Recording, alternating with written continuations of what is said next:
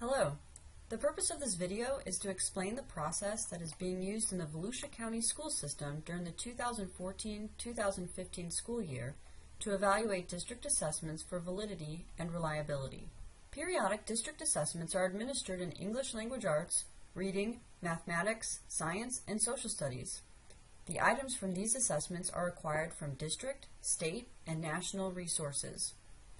This year, a team of teachers helped construct the math DIAs. The district staff facilitated the assembly of the different assessments and then sent the drafts to teachers on the vetting team. The tests were returned to the district staff with suggestions for changes. Once finalized, the assessments are put into Eduphoria and open for test administration. District reading assessments follow the state blueprint for FSA, English Language Arts. Items and passages from the state item bank are analyzed by district staff with the state standards as a guide for assembling grade level assessments. District ELA assessments are constructed using materials from the District ELA curriculum resources. These resources are state approved and teacher selected. After construction, the assessments, also known as the Volusia Literacy Tests, are vetted by teacher teams. District science assessments are built based on the curriculum map pacing, which is established by the curriculum map teacher teams. A second team of teachers build a blueprint from the curriculum map for each assessment, as well as an item bank based on the blueprints. The items are reflective of the FCAT Science, or End of Course Items Specification document. District staff construct the assessments from the blueprints and the item banks. Teachers are invited to provide feedback on the assessments prior to the administration period. District social studies assessments are built based on the curriculum map pacing, which is established by the curriculum map teacher teams.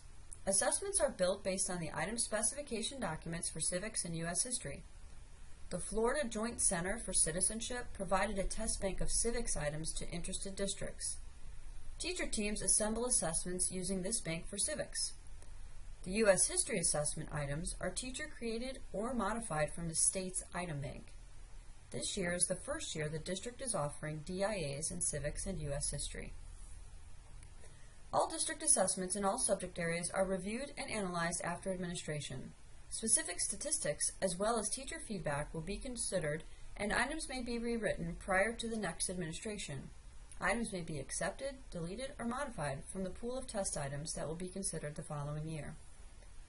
When the assessment window closes, the assessments are archived in the Eduphoria system. Assessments that are archived cannot be reopened for scanning.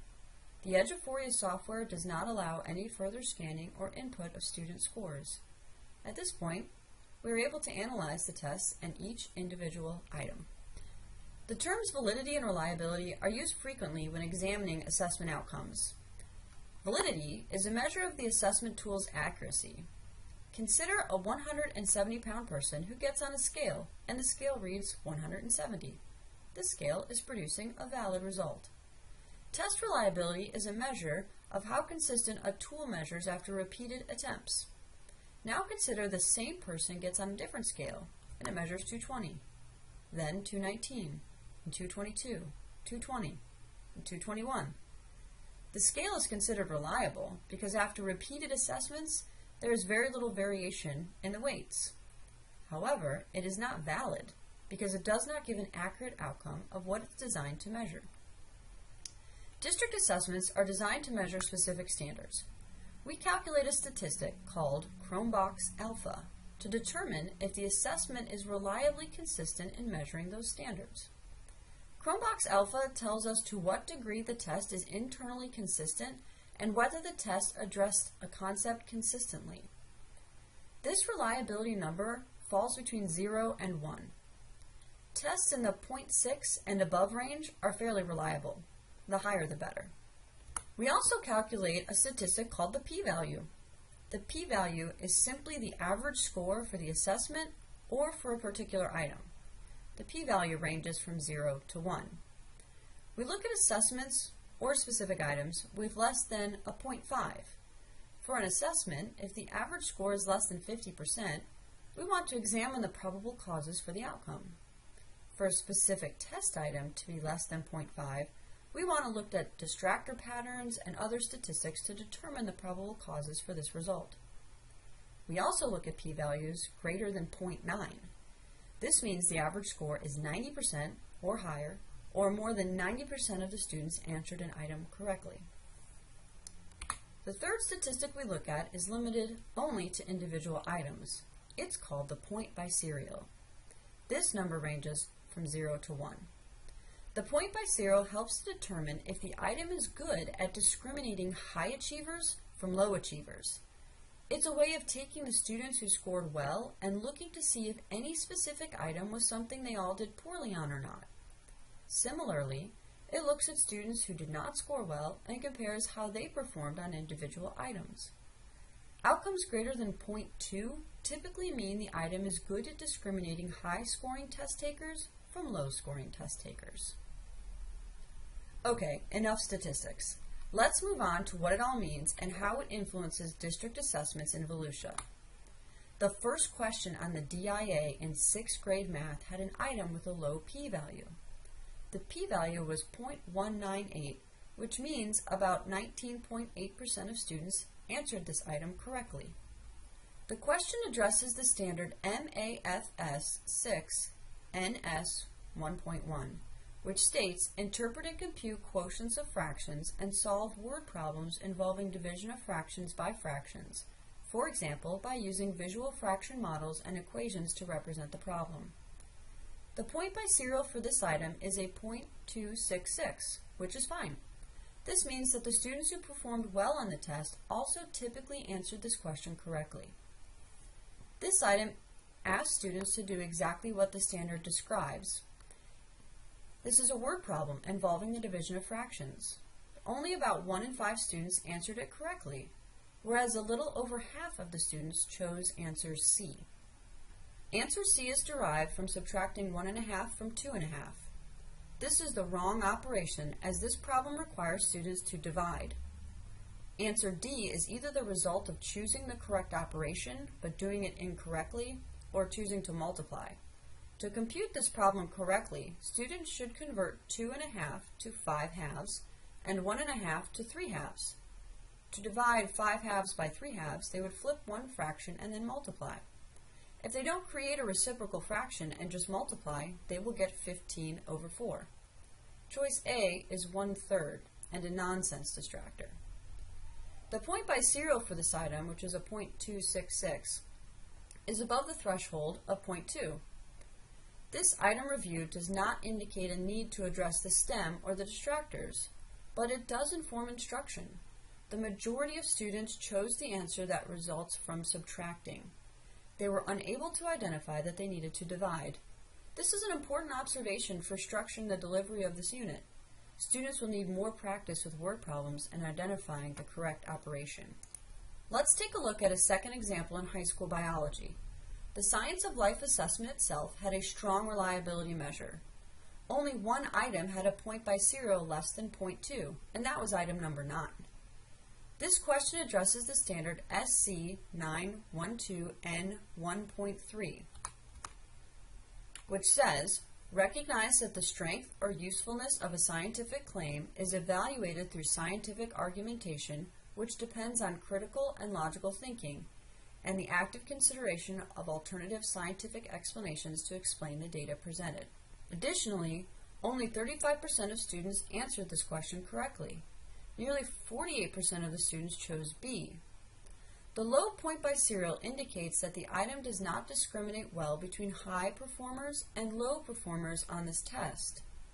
The item has a low cognitive complexity because it is only asking for a definition. However, it was a difficult question for many of our students. Choice B is a common misconception. This item is designed to specifically address this misconception. The curriculum mapping team will need to review the data on this item and determine what can be done to help clarify the language in the curriculum map to support this standard. Here is a third example using a 7th grade civics DIA. The standard is SS7C 2.2, which says, evaluate the obligations citizens have to obey laws, pay taxes, defend the nation, and serve on juries. Students are asked to examine a poster and select the main idea of the poster based on the symbols they see. The p-value for this item is 0.295, which means only about 30% of the students answered this item correctly. Therefore, the item should be reviewed further. The point by serial on this item is 0.49, which is relatively high and of no concern. This means that the students who did choose the correct answer were generally high-scoring students. This particular test had an average student score of 57%, which is a bit low, but not terribly alarming. Also, this was the first district assessment given in civics. The answer choice summary shows that more students picked A than D. The teacher committee to review this test will need to examine the distractors, the standard, and the curriculum map to determine if this question needs any tweaking for next year. It has a strong point by serial, so even though 70% of the students missed it, the students who got it right had high scores on the test. This process helps to ensure that items are doing what they are designed to do, which is to measure if students have learned the standard. Remember our initial analogy of reliability and validity using a bathroom scale? We have a way to measure reliability as I explained above, but at this point there is no metric for validity. Remember that validity is something that requires more than one measurement. If a 190-pound person steps on a scale and it reads 189, the scale has validity. We know this because we've already measured the 190-pound person. If someone gets on a scale and they've never been weighed, and the scale reads 150 pounds, we have no way to test if that scale is valid. We'd have to use a 150-pound weight, something we already knew was 150 pounds, in order to be sure the scale was measuring accurately. The state of Florida will use a brand new scale this spring for reading and math. We don't know yet if our new district assessments will align with the state assessment and give us predictive power. After our students take the FSA and the new achievement levels are set, we will use the data from our district assessments this year to see how well they align with the FSA. We will also do this for our new end-of-course state assessments. The district assessments are built on items that reflect the standards. The state assessments are also constructed to measure those standards. So our assessments should be checkpoints along the way that help guide us in knowing whether or not students are demonstrating mastery of those standards. If the standards are the foundation of the curriculum maps, and instruction is crafted to reflect the content of the curriculum maps, the district assessments and the state assessments should give us a good measure of achievement for each student. Assessment is an important part of the learning process. Curriculum, instruction, and assessment are intertwined and should inform each other. The assessment process in Volusia has been designed to ensure best practices are used in our district assessments. Our goal is to continually improve the ability for schools to meet the needs of our students so they can achieve at high levels. Thank you for taking the time to watch this video today. Questions can be directed to Katie Dyer and Alicia Parker.